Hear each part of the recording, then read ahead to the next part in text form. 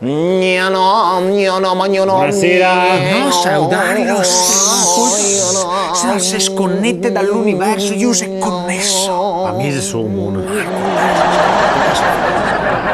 Se vi chiedono da quanto tempo non fate l'amore e voi rispondete 4 mesi e vostra moglie 1 settimana, ricordate che il vostro problema non è la mancanza di memoria.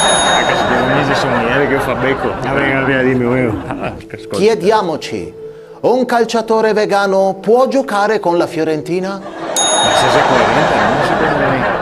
Confermo che le muoio. Ricorda che l'acqua è potabile, ma anche la siepe. Però non bevetela. Certo, infatti non sai che te bevi e foglie. Ma forza che non te bevi e foglie. Infatti dice che mangiava foglie, non che bevo a foglia. La mia foglia o gli altri che si fa.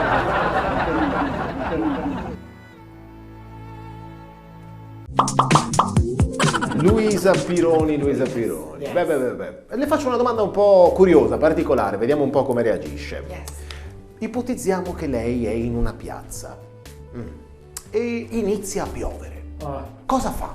Mi tiro fuori l'ombrello. No, non ce l'ha. Se comporta. Non c'è. Aspetto che passa uno con l'ombrello, va sotto. Non c'è nessuno. E grazie alla domanda, voglio essere l'unica insieme a me che aspetta di stare in piazza con piove, non ho capito. Ero dentro un baretto, farò qualcosa, non sarà il bar, niente da dire. Te che altre domande ha fame per Sì, diciamo, saltiamo le domande psicologiche e piuttosto una curiosità, perché vedo che tra le esperienze di lavoro dai pochissimo risalto a una cosa davvero invece affascinante, che è il doppiaggio di documentari della National Geographic. Oh yes, National È Geographic. una cosa bellissima. Yes. Come doppiaggio? Cioè tu fai praticamente la voce narrante, la traduci dall'inglese all'italiano o viceversa. No, voce narrante, non mi facevo proprio gli animali. Sì, te sai che c'è pieno di animali sui documentari, l'elefante, la giraffa, il leone. Io mi doppiavo le bestie, facevo i versi delle bestie. Se no sei africani quelli della savana, non ti capisci mica cosa che dice, no? Perché non hanno lo stesso verso.